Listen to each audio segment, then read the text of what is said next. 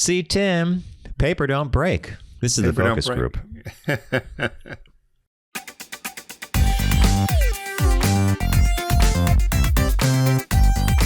They're all business, except when they're not.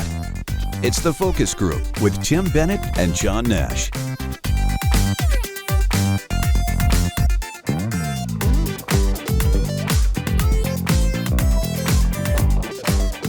Welcome to the Focus Group. John Nash here with my good friend and co-host, Mr. Tim Bennett. FocusGroupRadio.com is our site. You can learn about us there, including our Tuesday podcast, TFG Unbuttoned. It's 20 minutes in and out, 3 stories that you definitely need to get through the week knowing about.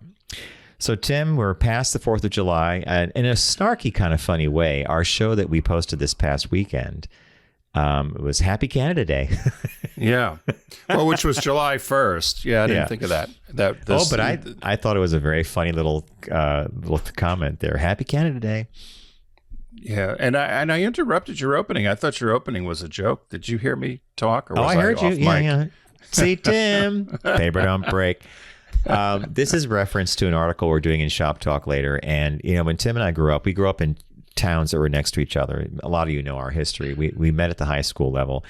And one of our good friends, Marianne, her mom and dad were sort of, Tim and I laugh about this, they were sort of our other parents. We could hang out with them. We would go out. Marianne, Tim, and I would go out somewhere. Maybe it was the arcade. Maybe it was McDonald's. I mean, we really didn't have a very, we'd come home and her parents would be sitting in the living room. I think her dad was in like the Barco Lounger. Her mom would be on the couch and they'd have the TV on and they want to know what we did. And they would talk to us. And we got a lot of great life wisdom from these two amazing people. And Tim and I reference it all the time. So that's a line from Mrs. C. And when she told Tim about paper don't break, and you'll hear all about that later on. Paper don't break. It's true. That paper and a number 2. That's all you need. Paper and a number 2 pencil. They don't break. Yep. Jeez. Did you do anything fun? Did you have a barbecue? Did you get hamburgers, hot dogs, or anything? Yeah, we went to our friends, Pat and Gary's, for a delicious dinner. It was raining, so Pat had a backup plan. They were going to barbecue burgers. And since it was raining, they didn't want to use the barbecue outside, so he had a pork roast all set to put in the oven. And he did this thing where I have to get the recipe from him, but they make French fries baking in the oven. They're not fried, but you slice up the potatoes. I guess you put stuff on them and you bake it in the oven, and they tasted great. Yeah, I had our friend Matt was down, and I had bought all this chicken. I bought hamburgers and whatever. Nobody wanted hamburgers. Really? No one wanted to go stand over the grill outside. Yeah. So because it was hot, your heat wave. Yeah. Yeah, I stupidly, although it came out far better than any of us anticipated, I found an Amish recipe. Amish recipe for chicken with soup and something else. Now, after I thought, well, I was committed to it and I had the ingredients in the house. So it was one of these things where, okay, well, I don't have to leave and go out to Route 1 with all the other crazy people at the beach. But I thought, this is really probably a very good fall or a very good winter recipe. Mm-hmm. So it was chicken cooked in the oven with the soup and sour cream and cheese, whatever. For whatever reason, we couldn't get the oven to calibrate right. It was supposed to be 30 minutes. I think I cooked it for almost 2 hours. I mean, it was just, everything was wrong with it. And I just kept saying, I don't anticipate this to be any good. And it was good. We were all shocked. And it even gave some to a neighbor. But I said it was really some sort of comfort food that you would have at a Amish potluck in the fall. By the way, that's how Dad's Tim used to say Amish. The Amish, right? Yeah. Right. So it would be a fall dish, I would think, something you would have out on a nice chilly evening. But anyway, nonetheless, at 105 degrees, it wasn't too bad to have this. Okay, a couple things. What do you mean the oven wasn't calibrating? I know you had problems with your oven in the past. Since we've had it. So it wasn't getting up to temperature? No, and we had our friend Mark tried to help us with it because it also has I think you might have the same oven. You have the same appliance, yeah. Do you have this convection thing? Do you ever use the convection oven? No. It's built in. I can't get it to work. It's supposed to make things cook twice as fast. Mm-hmm. Yep. So I even fired that up to see if I could boost this thing. But We put our own thermometer in there. We actually had, if you could believe it, there's still a Sears repair facility down here in southern Delaware. No stores, no Sears stores to be found, but there's the brand name, right? Sears Appliances. So they were the only people. We bought the oven in, it's a General Electric, I think. 2017? GE Appliances. Yeah, and we bought it at Home Depot or Lowe's, one of those. And so you can't get anybody to service these things. So we found, I just, on a whim, called Sears. And they were there within 3 hours. And the guy comes in and goes, oh, yeah. He says, there's two things. He goes, I can fix it for $30. I won't guarantee it, but you can spend $700 for me to replace this panel because these all seem to have the same issue. Electronics. He said, but now I'm not going to be the Sears repairman, and I'm going to tell you, if you're going to spend $700, you might as well get a new stove. New oven, yep. New oven. So I said, well, let's do the $30 for now. So knock on wood, it's been problem-free, although it still doesn't heat up to where it's supposed to be. So if a recipe says 300 or 350, we put it at 400. If it says 400, we put it at 450. I can't get it calibrated. I've tried. I've gone through all the digital stuff and everything and the YouTube tutorials online. And it's disappointing. Because Tim, we both have high-end, we're at KitchenAid, right? Yeah, is that what they are? KitchenAid? KitchenAid has those, and you told me that because of the side handle, on the side of the handle, there's this red circular thing. That's like their top of the line appliance. We have that same thing. We have microwave stove, oven stove, and we have our refrigerator. And you bring up a great point. When the refrigerator died, I remember the repair guy came. It was $140 to walk through the door. Then he pulls it out and he said, "Oh, it's either the circuit board, the inverter, or the compressor." I'm like, circuit board? Oh, yeah, they all have circuit boards now. He said, we'll change that first. And if it's not that, then we'll change the inverter. If it's not that, we'll change the compressor. And then he holds his hand up like he's whispering, like there's a camera somewhere.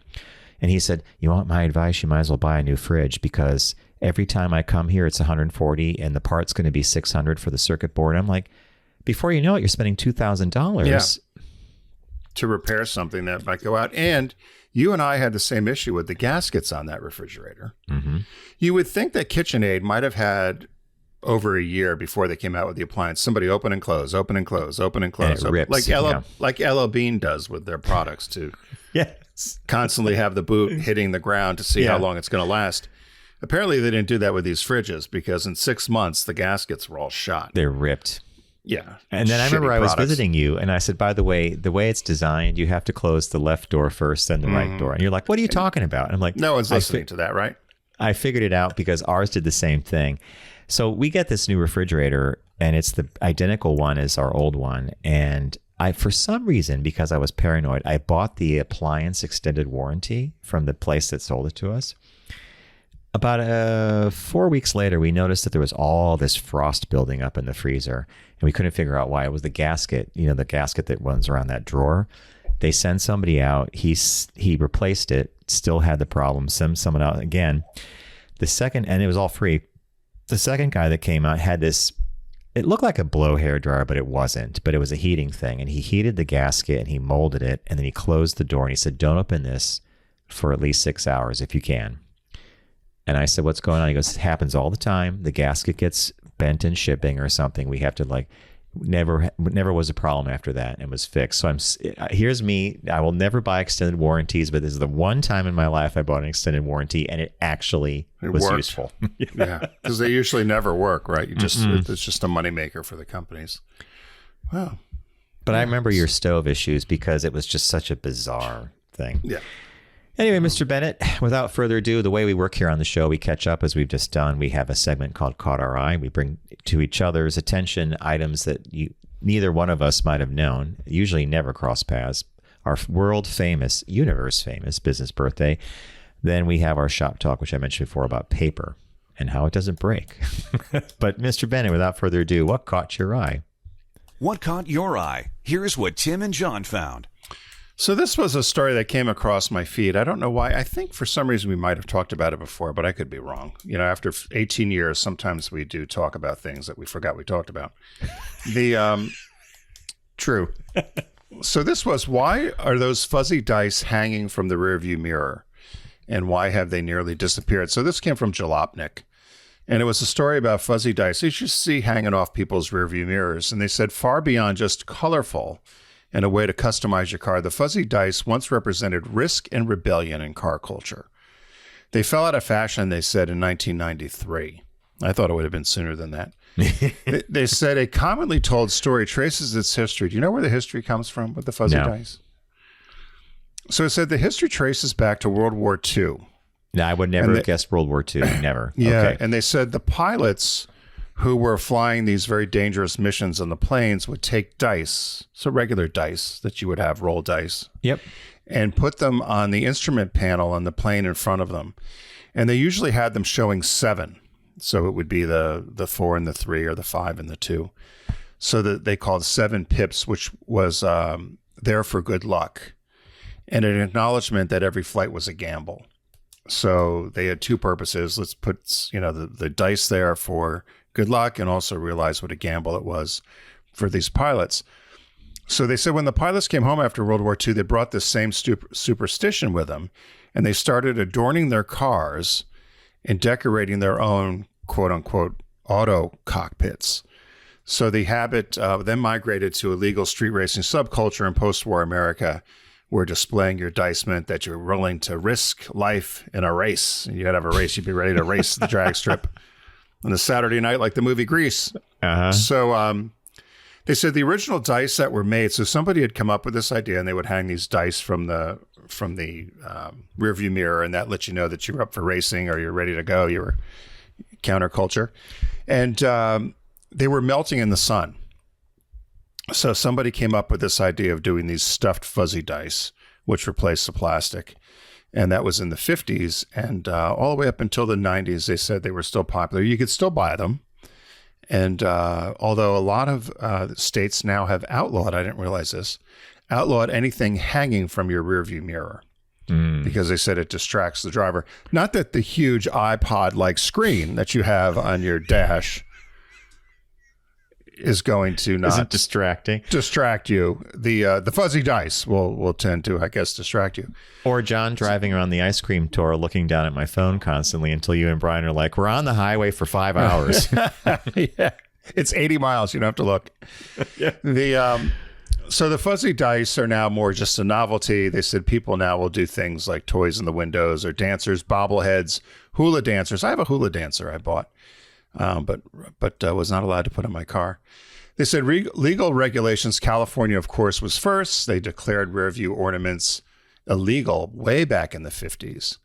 And by the 80s, they said multiple states have passed laws prohibiting items that could obstruct the driver's field of vision. And but you could still get them. I think if you put a pair of fuzzy dice on, I'm not sure somebody would pull you over if you had them hanging. Because you see people with other things hanging, right? I just see people with little toys or stuff hanging. Or ribbon. So anyway, the fuzzy dice go back to World War II pilots and the risk and the gamble of being pilots in war, and brought the idea back and moved it to cars. So that's where the fuzzy dice came from. I never would have suspected that it had a WW2, the big one, Tim. Yeah, WW2, the big one. Never would have suspected that it had the Genesis in that era. And I always think of the fuzzy dice on those cars that people do things to, where the front goes up, the back goes up, and they jump up, and you're like, that seems to be where I now associate fuzzy dice. Yeah. Well, what caught my eye couldn't be any different, and this is a UK based story because it came from the Pink News. There's a free streaming app called Tubi, Tubi, movies, TV shows. It's sort of like Pluto. So it's sort of like, it's basically TV. I mean, you're streaming it, but you're getting ads and the whole bit.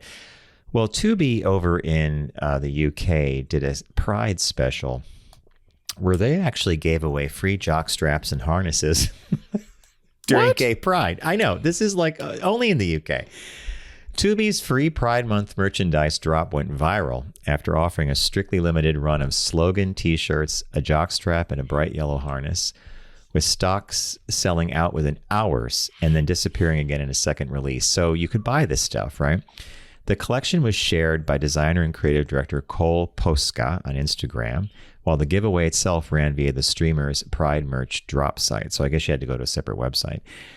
The range included t-shirts with slogans such as, quote, I got my $, I got my ass ate while watching a Tubi original. Yeah, I know, Tim, your expression. And you can watch for free. I think that you can watch for free is kind of funny, actually, right?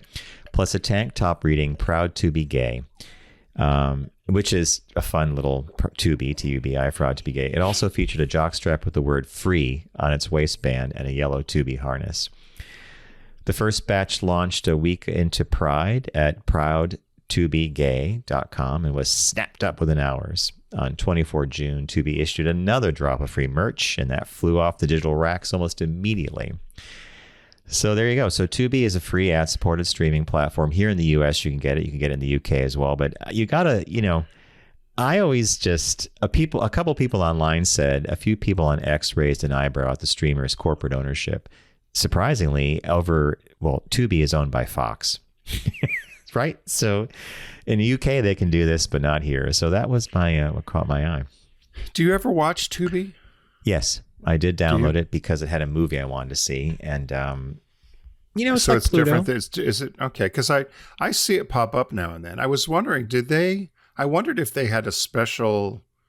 I wonder if during June they did special LGBTQ programming, because it seems to me to be out of the blue that they would just. They probably did. I should research. Yeah. I should R&D that, because when I saw these pictures, I was like, "Oh my God!" I mean, funny. I thought again, cheeky, funny, and I didn't see a bunch of torch-bearing, fist-shaking people going to the Tubi corporate offices bitching about the gay community. It's ruining the world. Well, I'd be curious to see how many, or what the makeup was of the people who accepted the free jock straps. You've got to. It'd be curious to see who got them, right? Probably see Lindsey Graham, Mike Johnson. Well, if there was the U.S., I could see Mike Johnson walking around in the free jock strap, or the T-shirt that says "I got my ass ate while watching a Tubi original."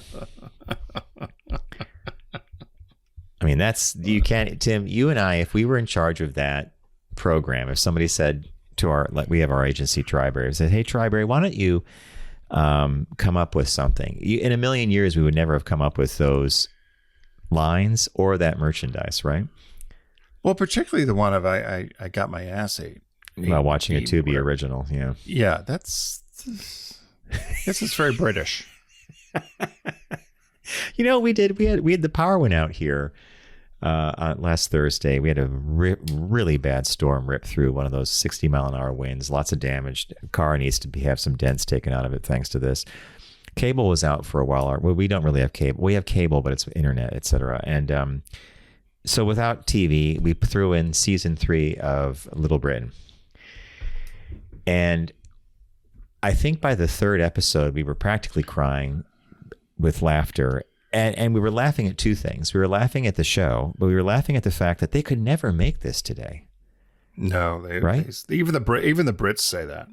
They could never do it today. I mean, they were everybody was equally pilloried. You didn't, it didn't matter who you were. Everybody got it. But, when Davith walks into the only gay in the village in those plastic pants and and it's, or how about the travel agent, the one, computer says no. Or Anne, the woman who's supposedly, I think she's like mentally disabled or something, but, and then she'd talk. Anyway, we watched that for a while and we laughed our asses off. So it was good. No, they say that could never be made now. Neither could Mad TV or In Living Color. Such a shame. Those two programs here. Have you seen online though was it Mad TV that did Stewart? No, I don't know. I didn't see it. Yeah. You would recognize it right away. It's this guy, Michael McKinnon. He plays Stewart. He always with rouge on his cheeks, he's like a man child, right? And he talks in a high voice, and the mother's like, Stewart, and it's the same show that Mrs. Swan came from. So I'm guessing it's Mad TV. Yeah. I should say. Yeah, there was. Yeah, something did pop up from Mad TV though, but it was the one that you always loved, and it probably, they listened to your conversation, so it popped up on my feed. It was the one with the Evander Holyfield QVC collection, and he's doing the show. So the boxer, Evander Holyfield. Yeah. And the very earnest host is like, ooh. So they're doing this fashion show for the boxer. And then somebody comes out in all this leopard outfit. And she goes, ooh, what do we have here? Looks like faux leopard. He goes, 4, 5, maybe 6. And the crowd is screaming with laughter. Yeah. It is so funny. But I think In Living Color did your other favorite one, Female Pajame. Yeah. Female pajamas. Yeah. Female pajamas. She's the white employer, like the unemployment agency. And she's calling out the different people and she's yelling, cigarette in her hand. Female pajamas. It's just Female Pajame. Like, whatever. Come back. Again. And I think that In Living Color used to run on Fox TV. Yeah. And so did Matt. I think they both did. Matt TV might have. And, The Simpsons came out of some of the, like Tracy Ullman's show, The Simpsons came out of that because Matt Groening used to do a cartoon. So humor evolves and changes. But when you look back at some of the stuff that we were watching in the early 2000s, it just couldn't make it. Well, All in the Family, even. I mean, he used the people on All in the Family used the N-word constantly. We would use the word the. I mean, it was unbelievable. So it's like watching Blazing Saddles. Yeah, you listen to it now and you cringe. So yeah. All right, now we're going to do the only show in the universe that does this, our business birthday. Everyone does celebrity birthday greetings, but the Focus Group is the only show in the universe that celebrates business birthdays. So I mentioned that John and I are in our 18th year of the show, and finding a business birthday for July 8th, we had covered a number of them over the years. And I struggled to find one for today, and I found Ferdinand von Zeppelin. I thought you did this just for me because I love an airship. You love an airship. Yes. He was born July 8th, 1838, died March 8th, 1917 at 78. He was a German general, an inventor of the Zeppelin rigid airships. Don't call it a balloon. No. Do not call it. And it's not the Goodyear blimp. It's a rigid airship. It's a rigid airship. You can't call it a balloon. There was another name they said you couldn't call it either. I have to look it up. But they were upset if you called it a balloon. Here it is. Don't call it a balloon or a let's see. Balloon. Don't call it a balloon. It's to be called an airship or a Zeppelin. That was the rule with him. But what was interesting about this, so as I said, Ferdinand von Zeppelin, he was came from a very socially prominent family in Germany, a noble family, they said, aristocratic, and went off to the military, had a career in the military, and rose through the ranks. And this is where it got a little odd to me. So the story to me overall, I'll just say the big story about the development of the Zeppelin took many years, many failures, many tries, lots of different people involved, lots of engineering, loss of money invested, governments interested, governments not interested. But he kept pushing through. And as I read this, and it really went far too long unless you're really, really interested in this sort of thing, about all the trials and tribulations. What I didn't know, do you know where the idea came from at all? I should know this because I was obsessed with the Hindenburg, the Graf Zeppelin. I'll just say I should know, but I'm not. I'm not sure. Well, I would have no idea. It came from the state of Minnesota. So in 1863, he took a leave of absence from the army in Germany. They sent him to observe the Civil War, the American Civil War. So the Germans sent him to the U.S. to observe what was going on. What are the old colonies doing that the Brits let go? And so he wound his way from Virginia. From there, he traveled throughout the upper Midwest. And they said he had 2 Russian guides and a Native American guide that took him around. They got on canoes. They went around Lake Superior. They were in the St. Louis River. They crossed their way into Minnesota and on the upper Mississippi River. And when they got to St. Paul, he encountered another German that had emigrated to to the U.S. And he was a balloonist named John Steiner. And he took him up in a balloon right near, they said, the International Hotel in downtown St. Paul on August 19th, 1863. And he was fascinated by the fact that this balloon was able to go up into the air and done with as hot air balloons are, with the hot air and so forth. And so it built his interest and an inspiration for him to later have more interest in what they called aeronautics or aeronautics. And so he went back to Germany, told the German government and the military about this, and they were somewhat interested, not interested.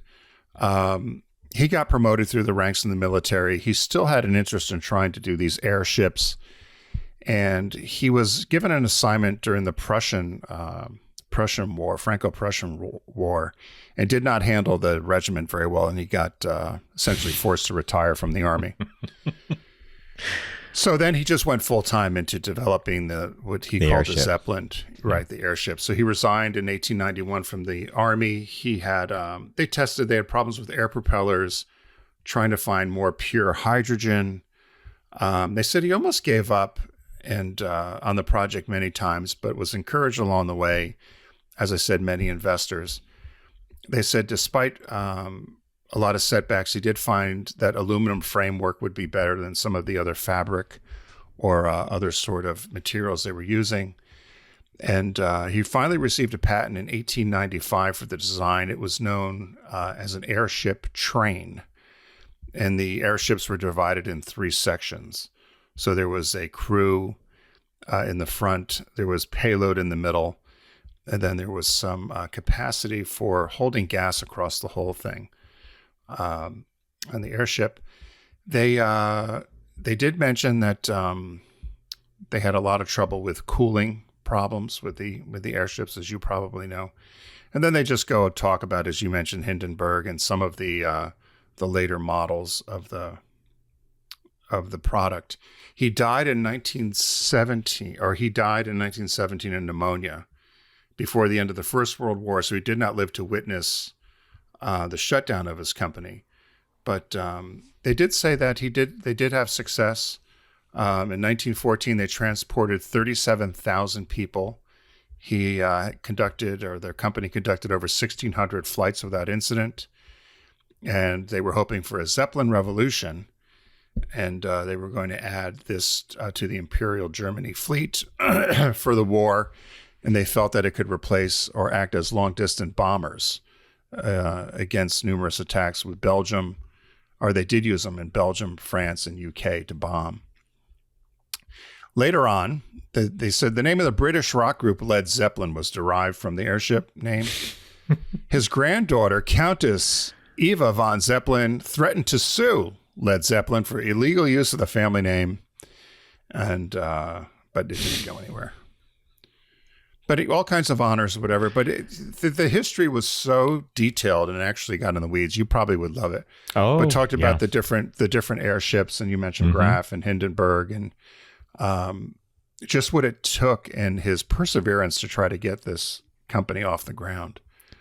And of just course, something else. You were basically flying in a massive explosive device, right? Because it's hydrogen. And had the United States sold helium to Germany, we could still have Zeppelins in the air because the Hindenburg was designed for helium.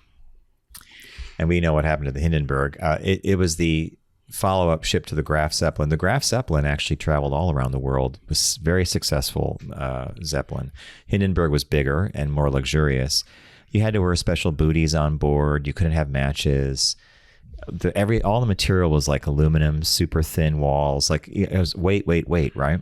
And of course, we know what happened when the Hindenburg blew up. Oh, the humanity. When I was a kid, I was obsessed with this. Titanic and Hindenburg were my 2 favorite forms of transportation. I was upset that they didn't exist anymore. Bring back airships. I would have been the first kid on the block to fly. But do you know where the name Graf came from? Graf. No. So his daughter, Zeppelin's daughter, Helene or Helen or Hela, married a guy named Graf Alexander. And it came from that? Yeah, so he called it the Graf Zeppelin. Yeah. And and it goes through all the various different ships. I'm not going to go into them. You're familiar with them. But I thought the interesting part of this story to me was how he got the idea up in Minnesota From a going balloon up in ride. this balloon. Yeah. Which I thought A was rigid balloon. interesting. I think we had the Shenandoah and the Macon. I think the U.S. Navy had 2 dirigibles. That's the other name for them, dirigible or Zeppelin. Yeah. But I think they experimented with it as well as a wartime thing because it could come in quiet, drop the bomb, and Yeah, it was almost like the drone, right? Mm-hmm. Come in very low, quiet. It was the Goodyear blimp. Did that have helium in them? Or are they? Yes, it does fly with helium. Yeah, and it's not a rigid. It's a balloon basically. It's shaped, but it's not. It doesn't have any internal struts or anything to keep its shape.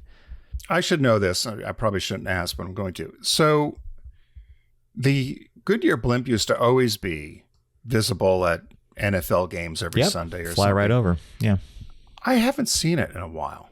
it's Has still something here. happened It to- still is it- flies. They have 4 or 5 of them actually across the country. Okay, I was wondering why, or have they not? Have they Now not and then been they'll do a popular? news story where they'll take a camera crew up in one of the newer blimps, and they look pretty cool, by the way. Have you've never been in one? I'm surprised you haven't taken a blimp ride. No, I would love to do. Well, that would be a lot of fun. Of course, this way of travel was very much dependent on weather. I mean, you're flying a rigid gas bag filled with hydrogen. You don't want to go through an electric storm, right? You're flying a gas bag. Filled with hydrogen. You want a bolt of lightning hitting that thing. Everybody's, after having their filet mignon. Was there any turbulence? Because you always see the pictures of them. It looked like you were flying in a Smooth as glass. mid-century modern house. Well, you would probably have turbulence, but not the way you would get it on an airplane. The way that thing was constructed and where the main cabin was, I'm not sure how you would feel that. But yeah, it was an art form to fly them, to dock them. I told a friend recently, and he laughed, but he didn't believe me. I had to show him pictures. The top of the Empire State Building was originally designed to be a Zeppelin mooring station. Wow. So the thing would fly in over New York, and it would moor at the top of the Empire State, and you could walk down. Could you imagine walking out 1,400 feet in the air down a staircase to the oof? Good business birthday. When you sent that through, I thought, oh, this has got John written all over it. Did you think that when you saw it? You're like, oh, this, no, I did. I didn't. No, I definitely thought that because I knew you loved the airships, and there were a couple of other business birthdays I could have picked, but they were some cosmetic founders that I didn't know of. And this one was golden. So, yeah. But, we do go through a time where I always say sometimes it's tough to find. Fallow tough to period. find a birthday. Yeah. Yeah. So we're going to take a quick break. When we come back, John has a shop talk where he teased earlier on in today's focus group about paper and the importance of paper. So we'll just keep it there. So stay with us. We'll be right back.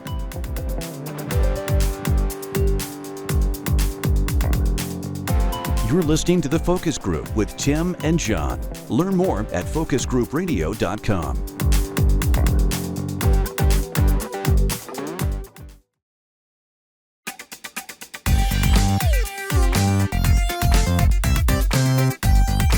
They're all business, except when they're not.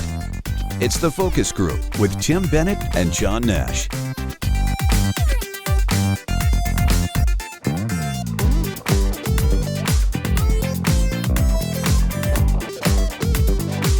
Welcome back to the Focus Group. John Nash here with Tim Bennett. Focusgroupradio.com is the URL of our website. You can learn all about us there, including our Tuesday podcast, TFG Unbuttoned. And now we're going to have a focus group. Tim, what did you call it? A focus group? Focus group? Because I was going to play this little a shop talk focus group. Yeah, or we were doing focus group. I forget. We've had other names. Here, we'll try this one first. Now it's time for a shop talk focus group. There you go. Or from Japan. Now it's time for a shop talk focus group. I still laugh at the fact that when I asked it to do Japanese, it didn't bother translating it. It just put a cheesy stereotype voice on it. Accent against it. Now you'll have to ask to do it in Ukrainian next time or something. See what it comes up with. Yeah, see what it comes up with.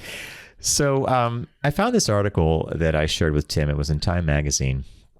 And basically, the headline reads, "The Scientific Case for Reading on Paper, Not Screens."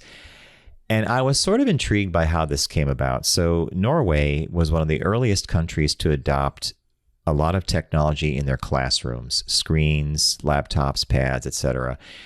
And what they found over time is that student reading comprehension was actually lower with all this, after the addition of all this technology. And so that led them to do a study and to try to figure out why paper was more effective for learning than, for example, a screen. And what they found out was that when you read on a screen, I think that they call it skimming or shallow reading. I think they called it shallow reading, where it's not the same as reading on a piece of paper. And the fascinating thing about the paper thing they found was paper or a book is literally in front of you. It occupies space, it's physical, and that somehow makes the brain pay attention to the words differently than if it was just a screen.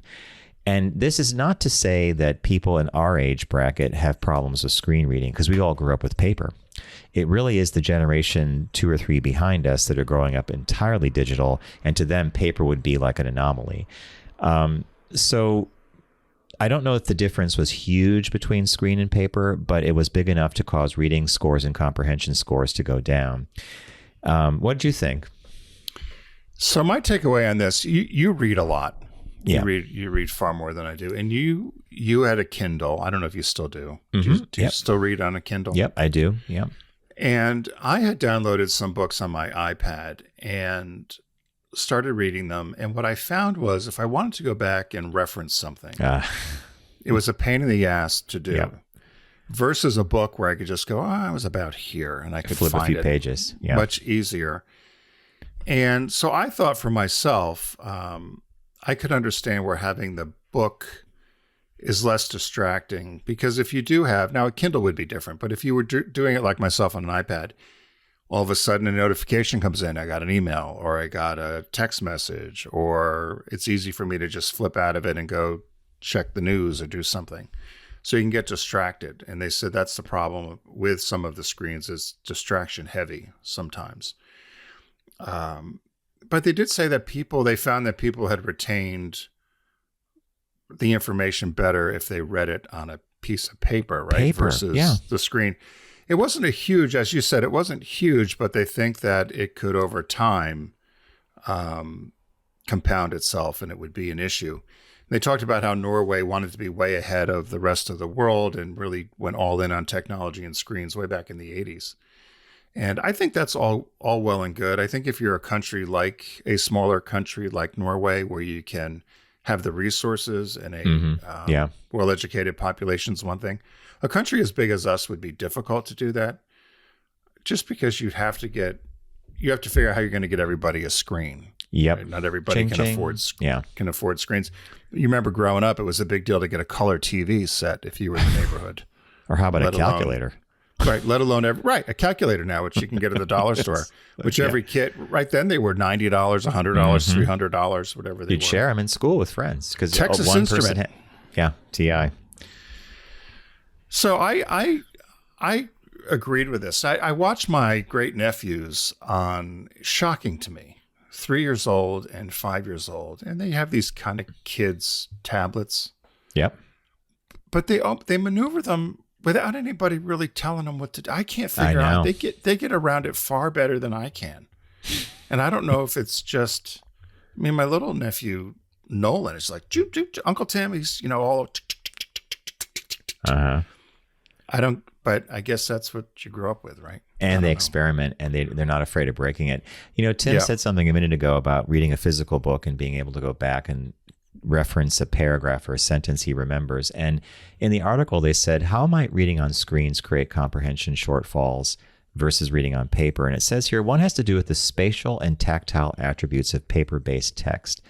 When a reader has a book in their hands, for example, sentences and paragraphs are fixed in specific locations on the page and within the larger body of text. There's evidence that the human brain finds it easier to both grasp and retain textual information. So this idea of, I think it was 5 pages back, is literally based on the fact that your brain remembers the tactile sensation versus the internet. And it says when you read things on the internet, a lot of what you're doing is choosing what not to read and what not to look at. we've all been trained to only look for what we need to see, not the Right. distractions, right? So I like this. And this paper don't break, by the way, that came from our friend Mrs. C. I think I said that at the beginning of that. What did she tell you in relation? Why did she bring that up one day? Were we preparing for college or something? I don't remember the exact reason for it, but there was some, one of those reasons of that doing something, and she's like, "Look, guys," or to you, let's see, Tim, paper don't break. Paper don't break. Yeah, to make sure you have it written down or something. Make sure, yeah. I want, I don't know if you did this in college. So you get your textbooks and you would write in the margin. Yep, highlight too. Of a textbook, or you would highlight. And I remember one of the times with your mom, we were having lunch in Middlebury, and your mom had a book, and she was talking about how she was going to help your niece with some project with the book. And your mom was showing me she goes, oh, and I went right back to how I was when I was a teacher, where I would do everything in the margins. And I remember your mom opened the book and she showed me all these areas where she had made notes and comments and underlined. And I thought about that and reading this, and I thought, you can't do that on the screen, can you? Not easily. Not with a pen, right? Yeah. And I suppose you could you could highlight it in yellow or something, but there was something very, personal about having the notes in the margin, or remember to talk about this or ask about this. And I don't know. I think in some ways technology has gotten too far ahead of us. Too far. Or taken the human connection away. Well, sometimes when Tim and I work on projects for our clients, we work very much on the computer, and we're in web browsers, and we're in Microsoft Word, and we're cutting and pasting text and emails. I'm sure you do this, Tim. I do it. I will often print out a project and just sit with it and a pen and a highlighter. Yeah. And I have to say, the editing process on paper is a lot different than staring at the screen. I find things that I would have let slide on the screen, as opposed to if I read it once or twice on paper. So I think it, as you said, and you referenced in the article, they discovered the difference between the two, screen versus paper, for these children was not that huge, but they felt that it would snowball into something bigger as they got older and they moved away from paper. I would say that for most of us, because we live in such a high-speed digital world, I often wonder if people even read, period. Tim and I joke about this all the time. We were working on a sales email, and it's almost down to, can you say it in 5 words? Can you get away with Twitter? It's the Twitterization of America, or the People magazine, or USA Today. Mm-hmm. Very few people want to read a New Yorker article, right? I mean, they're too long. Yeah. So, they said at the end here, the bigger lesson may be that for all their sophistication, the latest digital devices aren't necessarily improvements over older analog forms of learning. Yeah. So that was their takeaway. But I thought this was a good story and an interesting one to keep in mind. But I'm with you, John. People's attention span for reading or for getting knowledge is they'll skim a headline. How many times do you see somebody on social media that has just read a headline and decides they're going to pontificate about the whole thing, and someone will say, "Did you even read the article?" Or because what you're saying has nothing to do with your comment about the headline. So. Tim, why am I laughing about something that you and Jay, you did some kind of a newscast from somewhere, and the tape barely got on air? Oh, it might not be for the show, but no. I actually, Lisa Fleming years later tried to find it. She said, "Oh, if it went across the air, I'll be able to get it." She tried to, she tried to call it up from the local affiliate in Ohio. Jay and I did it in college, and another thing that wouldn't be allowed on TV today. Not for any reason other than we were stupid young college kids. You're kids. Had to go out to, not told from the professor what the assignment was, and given no time to research it. Literally ran into the class, said, "I need who's on broadcast journalism duty this week? Breaking story." I think we covered a fire at the dorm, and a garbage can was the one story. And then this other story was about a reading program at the school for the mentally challenged, which they didn't tell us anything about the school or anything about the kids. And we just were thrown in there with a camera and teachers. And we're so late. getting it and just frustrated. I would knock the camera over, said inappropriate things. And we get into the news. The newscast was to run at 6:30, the evening news, and people. Did they have any time to look at what you recorded? They stopped the buses. They held the parents. People were all tuned in across the Mid-Ohio Valley, and I still remember Jay takes the tape and she hands it to the editor at the TV station. What's this? She goes, oh, this is that story that Rose had us do about the reading program out at the Ewing School, and. He goes, should it be edited? How long is this? She goes, no. So he puts it in. And I could see Jay doing that. So half-hour broadcast. It ran for 25 minutes with all the mistakes, all the cuts, all the stops. There was one point she says to the teacher, what is today's story about? You can talk to me now. So the teacher's looking. The teacher shrugs. She goes, say something. Can you talk? So... And the teacher just shrugs. And then Jay would go, cut. And she'd be, that really sucked. And then we would go to the next thing. Well, the phones are ringing off the hook. And the professor called us all in the next day and took the tea. He was furious. He was red in the face. He had a hammer in his hand. He took us out to the parking lot and made us bust the tape with a hammer. He said, this will never air again, never show on the station.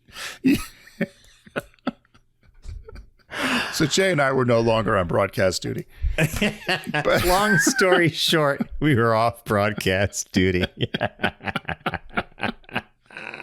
Yeah, I wish it was it's funny you bring that up. She and I laughed about that just in a text the other day. She found a picture of us doing the trash can burning story,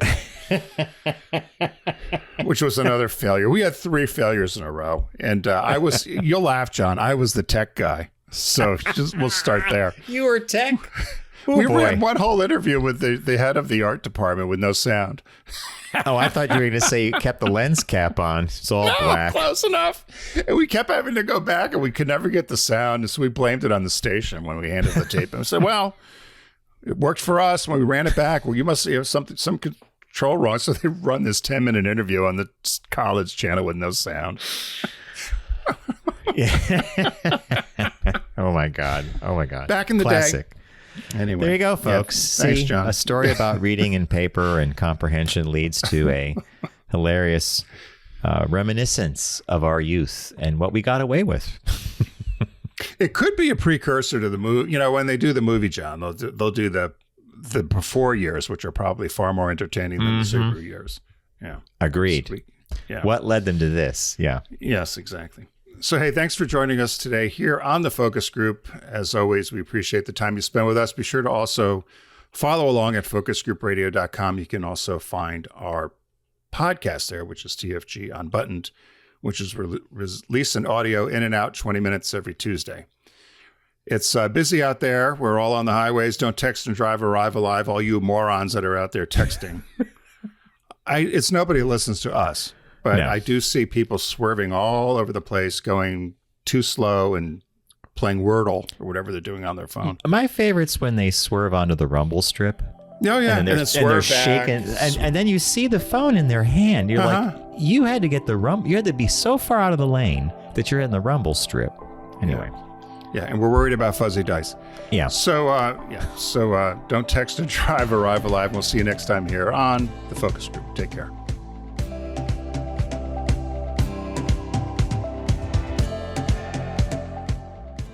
It's the Focus Group with Tim Bennett and John Nash. Accessible on all platforms. Subscribe, like, and rate us on your platform of choice. Learn more at focusgroupradio.com.